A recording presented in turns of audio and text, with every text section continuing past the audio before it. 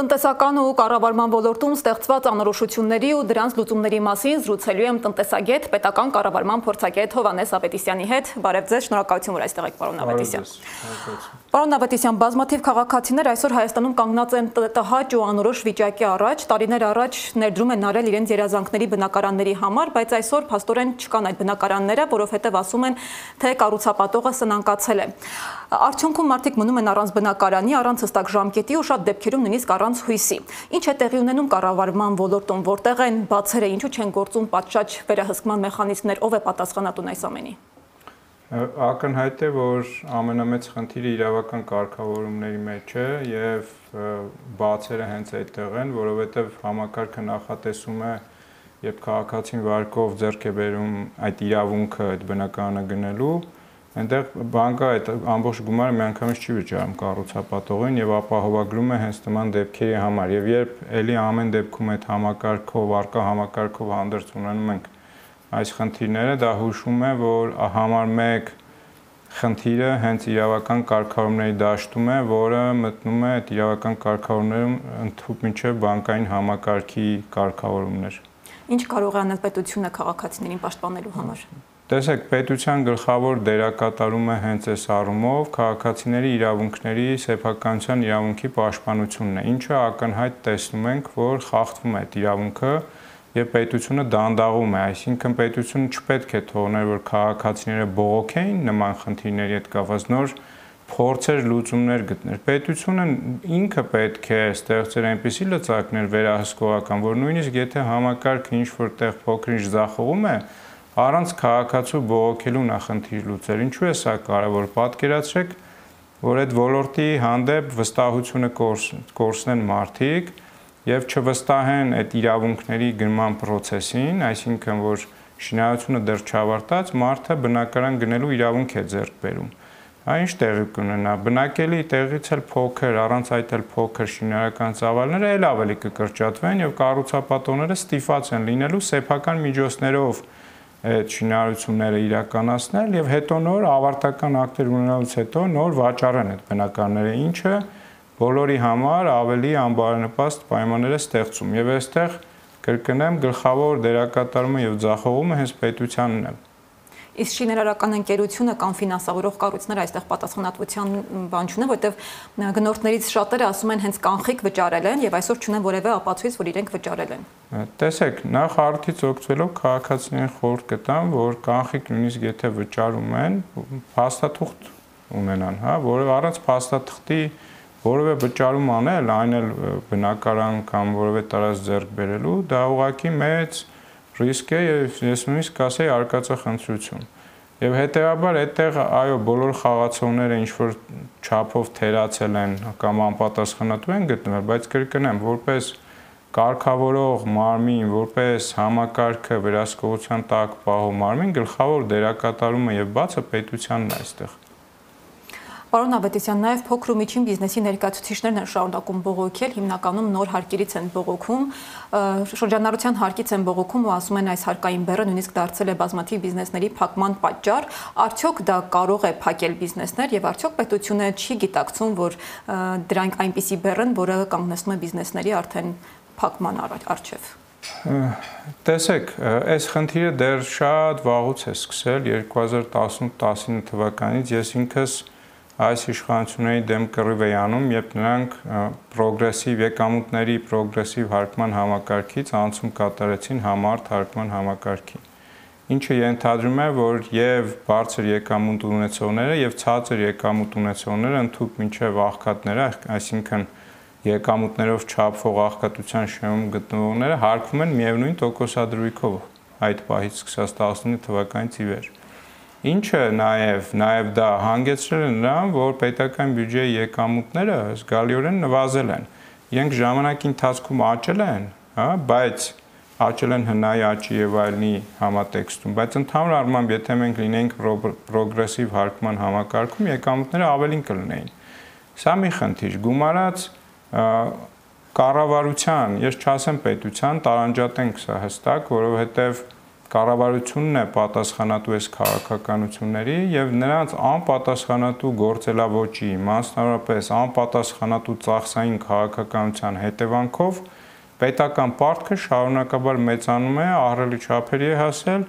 եւ նախորդ ամսվա վերջին արդեն 13 միլիարդ դոլար էր կազմում այդ պետական պարտքը։ Նույն այս կառավարության ծրագրով, պետական բյուջեի ծրագրերով նախատեսվում է, որ այս տարվա վերջ այդ պետական պարտքը լինելու է 14 միլիարդ ամերիկյան դոլար։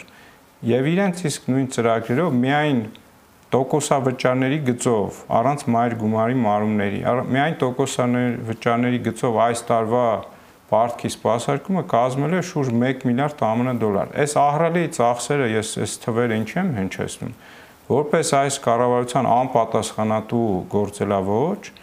իմ համոզմամբ դիտավորություն նաև եւ հետեւաբար իրենք ինչ պետք է անեն։ Իրենք պետք է հարկերը մեծացնեն շարունակաբար, որպեսզի կարողանան այդ պարտքային մեծ բեռը սպասարկեն եւ շարունակաբար մեծացող ծախսերը սպասարկեն։ Դե ասում են դա բարեփոխման համար է արվում, այդ դեպքում ո՞րն է բարեփոխումը։ Տեսեք, այդտեղ ոչ մի բարեփոխում չկա, ծախսային քաղաքականությունը թվերով եւ փաստերով երբ որ նայում ենք, տեսնում ենք, որ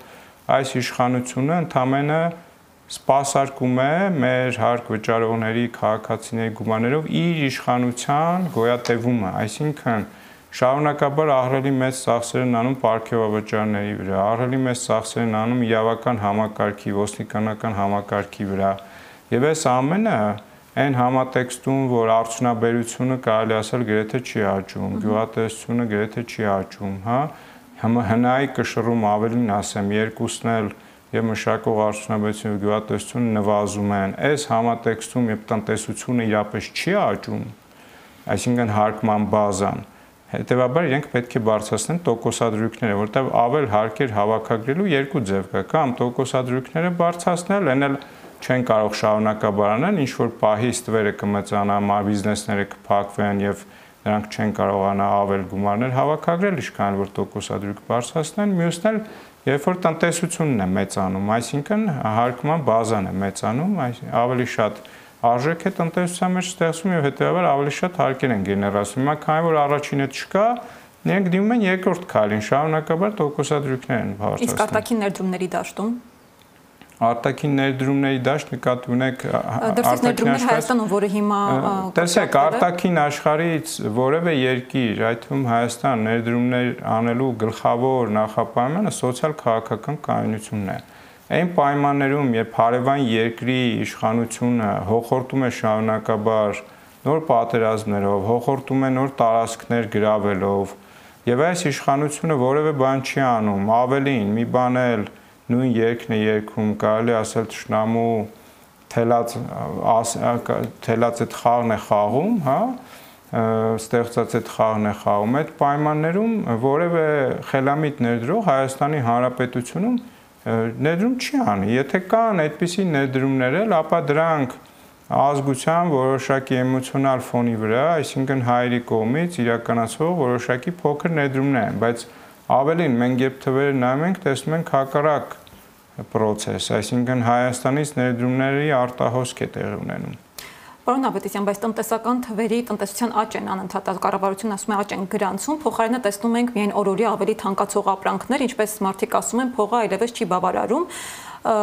որտեղ է ճեղքը թվերի եւ իրականության միջև։ Տեսեք, ես բացատրում, թե այդ համախառն ներքին արդյունք կոչվածը ինչպես է ստեղծվում եւ ինչպես է հաշվարկվում։ Դրա հաշվարկման եղանակներից մեկում, որը ցույց է տալիս հենց այդ խնդիրը, ծախսերի մեթոդով երբ մենք տեսնում ենք, որ այնտեղ բաղկացած է համախառն ներքին արդյունքը մասնավոր հատվածի սպառում, մասնավոր հատվածի ներդրումներ, պետական հատվածի կողմից ծախսեր, պետական հատվածի ներդրումներ, հա, եւ գումարած արտանում հանած ներկրում։ Այսինքն այս բանաձևի մեջ մենք մի կարևոր արձանագրում ենք անում, որ ինչքան պետությունը իր ծախսերը մեծացնի,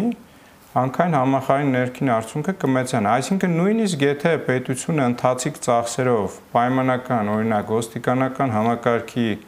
աշխատավարձը կրկնակի եռակի մեծացնի, ինչը այս իշխանության համար էական նշանակություն ունի այն առումով, որ իր իշխանությանը, իր մահացող իշխանությանը շարունակաբար սատարեն, հա, այսպես ասած ֆինանսական ինսենտիվներ են տալիս դրանով եւ այս պայմաններում ծախսերը շատանում են, պարտքը մեծանում է, այսինքն իշխանությունը շարունակաբար պարտք է վերցնում, շարունակաբար ծախս է անում ընթացիկ, համախառն ներքին արդյունքը ինքնին աճում է, այսինքն համախառն ներքին արդյունքը աճում է նույնիսկ երբ մենք ծախս ենք անում, հա, եւ դրա համար օրինակ Հայաստանում համախառն ներքին արդյունքը կոչվում է consumption driven, այսինքն ծախսերով խթանվող, ծախսերով առաջ գնացող համախառն ներքին արդյունք, որովհետև կրկնեմ էլի, երբ որ համախառն ներքին արդյունքի կառուցվածքում դա հուշում ես, մենք տեսնում ենք, որ մշակող արդյունաբերությունը նվազում է կշռով, գյուղատնտեսությունը նվազում է կշռով, առևտուրը, բայց շատ մեծանում է, մենք հենց այդ հետևությունն ենք անում եւ երբ տեսնում ենք, որ ներկրումն ու արտահանումն են մեծ թվերով աճում, մյուս հետևությունը նա է, որ ռուս-ուկրաինական պատերազմի ֆոնին, քանի որ Ռուսաստանի նկատմամբ կան մեծ սանկցիաներ, շարունակաբար Հայաստանի Հանրապետությունը օգտագործում է որպես սանկցիաները շրջանցելու գոտի։ Օրինակ նախորդ տարի Ռուսաստանի հետ առևտրաշրջանառությունը շատ մեծ ծավալի մեծացել է եւ Ռուսաստանը, որը կշռով 1/3-ն էր մեր արտաքին առևտրաշրջանության կազմում, հիմա 41%-ի է հասել։ Պատկերացնում եք, այդ ինչ թիվ է եւ սա այն պայմաններում, երբ այս իշխանությունը կեղծ քաղաքականություն է վարում, իբր թե Եվրամիության հետ ինտեգրման ավելի, իսկ միևնույն ժամանակ Եվրամիության հետ առևտուրը բավականին նվազել է։ Այսինքն մենք ունենք մի վիճակ, ամփոփելով ասեմ, որ համախառն ներքին արդյունքը, որը հենց տնտեսության աճի գլխավոր ցուցիչն է չափման, աճում է պետության կողմից ծախսեր իրականացնելով շարունակաբար, որն էլ սպասարկվում է պարտքերի հաշվին։ Եվրամիության հետ մասին, որ խոսեցիք, Եվրամիության եւ ԵԱՏՄ-ի միջև ընտրությունը այդպես էլ չի կարողանում անել կառավարությունը, բայց դրա ֆոնին վատանում են հարաբերությունները ԵԱՏՄ-ի հետ։ Այս ոլորտում եթե կրճատվի առևտուրը, ինչ ռիսկեր կան։ Տեսեք, մեր ամբողջ տնտեսական համակարգը կառուցված է այնպես, որ դա ավելի մոտ է Եվրասիական տնտեսական միության պետությունների համակարգի հետ։ Մենք չենք խոսում դա լավ է թե վատ է, բայց նույն ստանդարտներով, նույն, ասենք, արտադրական եւ այդ առևտրային գործընթացներով նրանք ավելի ինտեգրված են հայ արտադրողները ռուսական մասնապես շուկայի հետ, որտեղ նույն ԵԱՏՄ-ի ցուցանիշների երբ նայում ենք, այդ ԵԱՏՄ տարածքում գլխավոր ահռելի մեծ 90 եւ ավել տոկոս առևտրաշրջանությունը հենց Ռուսաստանի հետ է, այն մյուսների հետ շատ փոքր թիվ է կազմում։ Եվ սա նաև բնական է այն հանգամանքից ելնելով, որ Ռուսաստանին են պատկանում Հայաստանում մեծ չափերի մեծ քանակի եւ չափերի ծավալների ենթակառուցվածքներ եւ այս պայմաններում Ռուսաստանը ոնց որ բնականից ստացվում է գլխավոր առևտրային գործընկերը եւ որպեսզի օրինակ դիվերսիֆիկացնեն եւ Եվրամիության հետ տել որոշակի առևտրաշրջանություն լինի, այսինքն մեծանա այդ արկա առևտրաշրջանությունը, ապա պետք է նախադրյալներ։ Այդ նախադրյալներից են օրինակ այդ ապրանքների Հայաստանում արտադրվող ապրանքների եվրոպական ստանդարտներին համապատասխանեցումը, ինչը բարդ գործընթաց է, արտադրական պրոցեսների համապատասխանեցումը, որտեղ Եվրոպայում այդ գործընթացները բավականին խիստ են եւ դրանք բավականին տարբերվում են ԵԱՏՄ շուկայի տարածքում ընդունված կանոններից։ Պարոն Ավետիսյան, նաև վերջերս ամերիկյան մաքսատուրքերի թեմային անդրադառնանք, մարդկանց մի մասը դեռ չի հասկանում դա ինչ է նշանակում, մի մասը փորձագետների ասում են, որ դա որևէ ձևով չի խաթարի Հայաստանի առևտրին, սրա մասին խնդրում եք բացատրեք, դա ինչպես է ազդելու Հայաստանի տնտեսական վիճակի վրա։ Ես կարծում եմ դա որևէ կերպ չի ազդելու Հայաստանի տնտեսական վիճակի վրա, պարզ պատճառով, որ Հայաստանի ԱՄՆ-ից դեպի Հայաստան ներկրումները օրինակ նախորդ տարի շուրջ 60 միլիոն դոլար են կազմել, սա այնքան չնչին թիվ է։ Ընդհանուր առևտրաշրջանառությունը ԱՄՆ-ի հետ, այսինքն մեր ներկրում արտահանում իրար հետ 400 միլիոն դոլարի կարգի է, այսինքն այս փոքր թվի պայմաններում սա առևտրաշրջանառության համար փոքր թիվ է, նույնիսկ եթե 10%, որտեղ Հայաստանը այդ 10%-ի տիրույթում է հայտնվել, եթե ավելանում է, չեմ կարծում այդտեղ մեծ որևէ տեղաշարժեր են տեղի ունենալու։ Վերջերս նաև շատ են խոսում Հայաստանում գործող կենսաթոշակային ֆոնդերի մասին, ֆոնդերի կառավարիչների որոշակի ծավալով ներդրումներ են արել ամերիկյան եւ եվրոպական արժեթղթերում, սա ինչ ռիսկեր է պարունակում այս փուլում, երբ այդ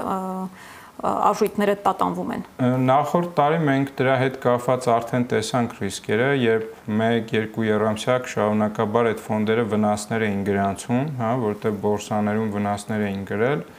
եւ այդտեղ